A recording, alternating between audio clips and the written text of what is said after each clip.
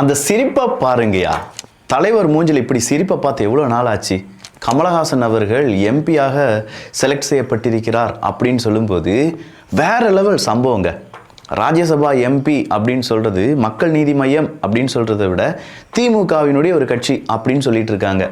இன்னைக்கு அவருக்கு பெரிய அளவில் மதிப்பு மரியாதையும் ராஜ்யசபா எம்பி அப்படிங்கிற சீட்டையும் கொடுத்து அழகு பார்த்திருக்கிறது திமுக. திமுகவில் இணைந்தவர்கள் கைவிடப்படார். அதற்கு சிறந்த உதாரணம் கமலஹாசன் அவர்கள். இது ஆழமான அரசியல் சதுரங்கம்.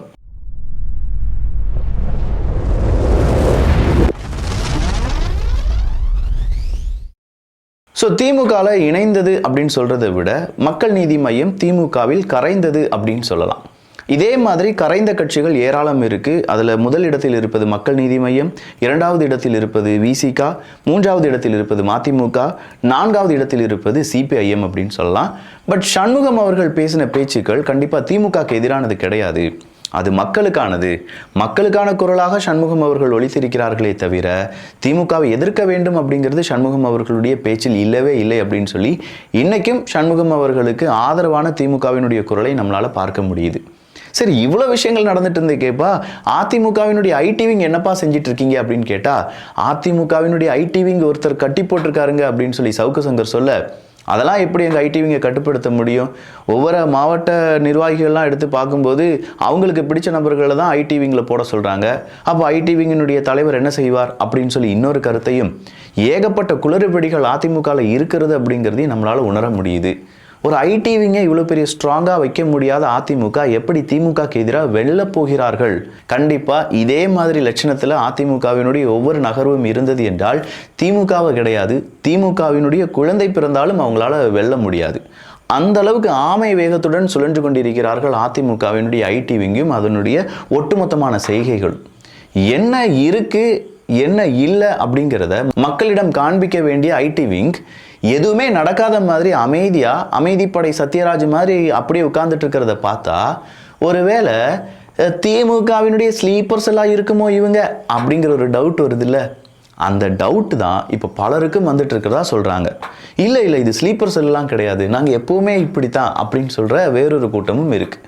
ஏன்னாப்பா அதிமுகவினுடைய ஐடிவிங்க இப்படி பேசுறிய அப்படின்னு கேட்டால் இப்படி பேசலைங்க. உண்மையிலேயே இங்கே பிரச்சனைகள் என்ன இருக்குது? அந்த பிரச்சனைகளுக்கு அதிமுக ஐடிவிங் ஒரு போஸ்ட் 2 போஸ்ட் போடுறதோடு இல்லாமல் அடுத்ததாக அவங்க என்ன செஞ்சாங்க?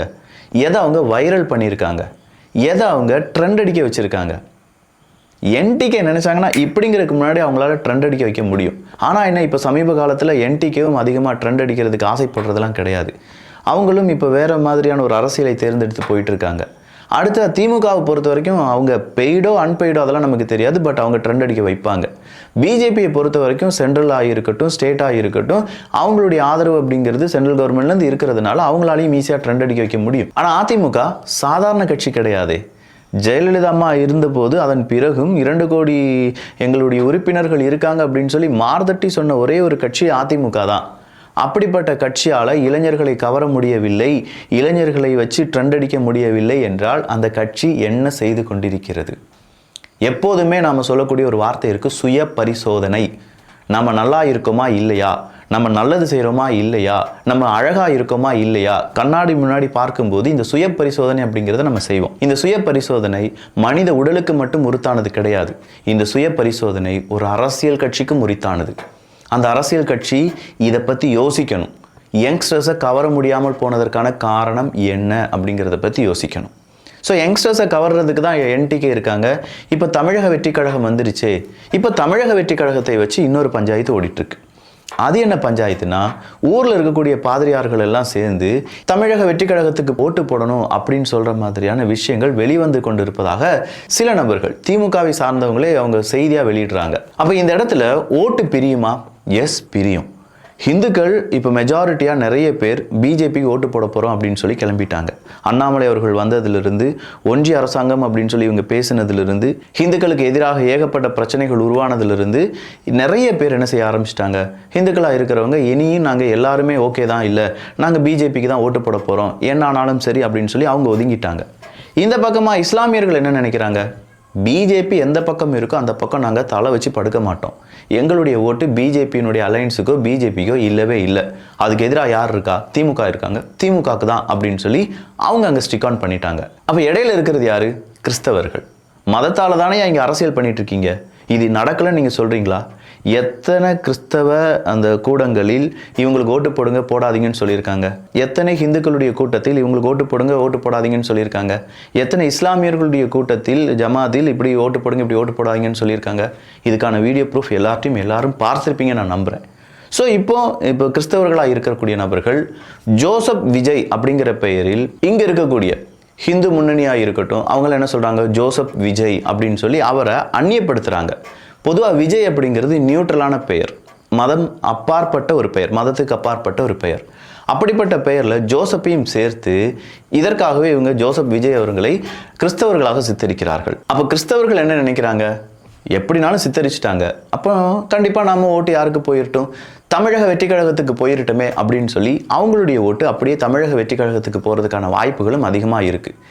இதை எப்படி அரசியல்வாதிகள் சமாளிக்க போகிறார்கள்? இதில் 2 ஓட்டுகளை பிரிப்பது ரொம்பவே ஈஸி. ஒன்று, நான் சொன்னேன் எல்லா இந்துக்களும் பிஜேபிக்கு ஓட்டு போடுவாங்கன்னு கேட்டால் இல்லவே இல்லை. நிறைய பேர் திமுகக்கும், கொஞ்சம் பேர் அதிமுகக்கும்.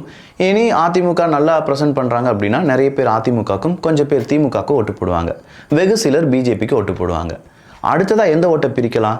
இஸ்லாமியர்களுடைய ஓட்டை பிரிக்க முடியுமான்னு கேட்டால் முடியவே முடியாது. இந்த உலகமே அழிஞ்சாலும் சரி, இப்போதைக்கு பிஜேபி இருக்கக்கூடிய பக்கத்தில் நாங்கள் ஓட்டு போட மாட்டோம் அப்படின்னு சொல்லி அவங்க ஒற்றுமையுடன் இருப்பார்கள். எனவே அவங்க என்ன செய்வாங்க? அங்கே இருக்கக்கூடிய திமுகவுக்கு தான் ஓட்டு போடுவாங்க.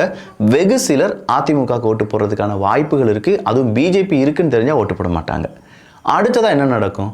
ஓட்டை பிரிக்க முடியும் அப்படின்னா அது கிறிஸ்தவர்களுடைய ஓட்டு தான்.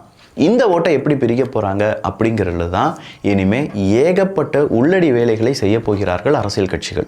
ஸோ கிறிஸ்தவ மதத்தில் இருக்கிறீங்க அப்படின்னா நான் சொல்கிறது எந்த அளவுக்கு உண்மை அப்படிங்கிறத அடுத்த 3-4 மாதங்களில் புரிந்து கொள்வீர்கள். உங்களுடைய சர்ச்சுக்கு இல்லை உங்களுடைய தெருக்களுக்கு இதுவரையிலும் என்ன ஒரு வேலையும் வந்து பார்த்துருக்க மாட்டாங்க, ஒரு இடத்துல கூட நன்மையாக பேசியிருக்க மாட்டாங்க. இனி எல்லாமே நன்மையாக நடக்கும். அடித்து சொல்கிறேன், எல்லாமே நன்மையாக நடக்கும். இவ்வளோ பொலிச்சுன்னு போட்டு துப்பிட்டே விக்கி மத அரசியலை அப்படின்னு கேட்டால் நாளுக்கு இது தாங்க நடந்துட்டுருக்கு. ஒவ்வொரு மணி நேரத்துக்கும் இது தாங்க நடந்துட்டுருக்கு. இதை சொல்கிறதுனால எனக்கு எந்த பிரச்சனையும் கிடையாது. இதை அனுபவிக்கிறதுனால அரசியல்வாதிகளுக்கும் எந்த பிரச்சனையும் கிடையாது.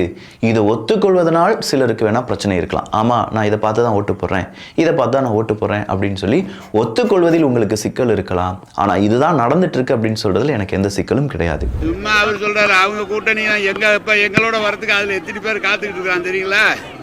அவர் சும்மா எங்களை கொக்கிய போடுறாரு. யாராவது ஒருத்தர் வரன்னு யார் போவா இதுலேருந்து? KN நேரு அவர்கள் வேற லெவலில் ஒரு பெர்ஃபார்ம் பண்ணியிருந்தார். திமுக கூட்டணியில் இருக்கக்கூடிய ஏதோ ஒரு கட்சி பிஜேபி கூட பேச்சுவார்த்தை நடத்திட்டு இருக்காங்களாமே. எவன் இங்கேருந்து போவான்? நாங்கள் வைக்கக்கூடிய கூட்டணி வேற மாதிரி கூட்டணி. சும்மா போட்டு வாங்குறாருங்க. யார்? நயினார் நாகேந்திரன் அவர்கள் போட்டு வாங்குறாரு. எங்களுடைய கட்சியில் கூட்டணியிலேருந்து யாரையாவது பிரிச்சிட முடியுமான்னு சொல்லி போட்டு வாங்கிட்டு இருக்காரு. வேற எந்த பிரச்சனையும் கிடையாது அப்படின்னு சொல்லி KN நேரு அவர்கள் அதுக்கு ஒரு எண் கார்டை போட்டிருக்காரு. ஸோ மதிமுக கூட பிஜேபி பேசினாங்க, விசிக கூட பிஜேபி பேசினாங்க, இல்லை இன்னும் சில கட்சிகள் கூட பிஜேபி பேசிட்டு இருக்காங்க அப்படிங்கிறத நிராகரித்திருக்கிறார் KN நேரு அவர்கள். அடுத்ததாக ஒரு செய்தியை நான் வாசித்தேன்.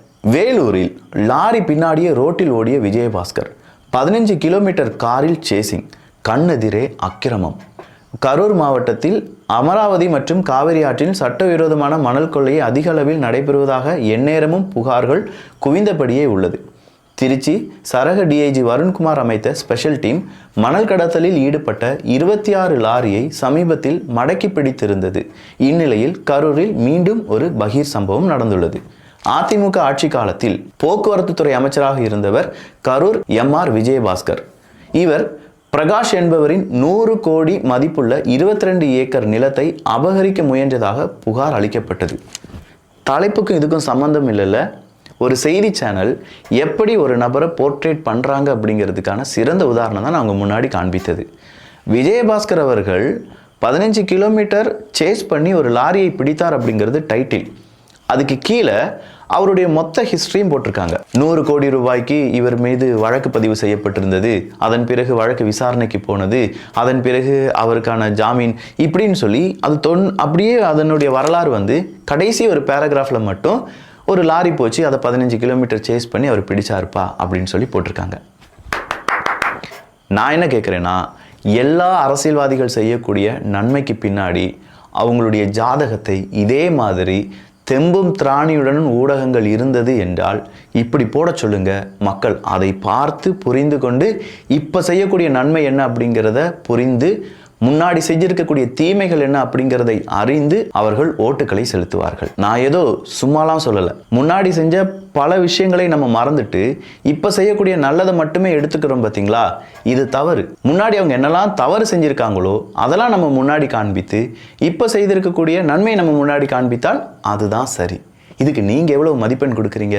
10க்கு 10ஆ இல்லை 10க்கு 0வா? இதுக்கு நடுவில் தான் பாமகவினுடைய கட்சி பூசல் மறுபடியும் உள்கட்சி பூசலாக மாறுது. ராமதாஸ் அவர்கள் ஒரு பேட்டி கொடுக்குறாரு. அன்புமணி ராமதாஸ் அவர்களுடைய ஆட்சி காலம் முடிந்து விட்டது அப்படின்னு சொல்கிறாரு. அவருடைய பொறுப்புகள் அகற்றப்பட்டு விட்டன அப்படின்னு சொல்கிறாங்க. அவங்களுடைய மனைவி சௌமியா அவர்களை பற்றி அவதூறாக பேசுகிறாரு. இப்படின்னு சொல்கிற ஏகப்பட்ட பிரச்சனைகள் பாமகக்குள்ளே நடந்துட்டு இருக்கு. சீக்கிரமாக இதுக்கு ஒரு என்கார்டு போட்டால் நல்லா இருக்கும். அடுத்ததா முருக பக்தர் மாநாடை பற்றி பேசணும். அது என்ன அப்படிங்கிறத நாளை அரசியல் சதுரங்கத்தில் பார்க்கலாம். ஸோ ஓவராலாக இந்த பதிவை பற்றி உங்களுடைய கருத்துக்கள் இங்கே வரவேற்கப்படுகின்றன. நல்லதை பகிர்ந்து நல்ல சமுதாயத்தை உருவாக்குவோம். நன்றி, வணக்கம்.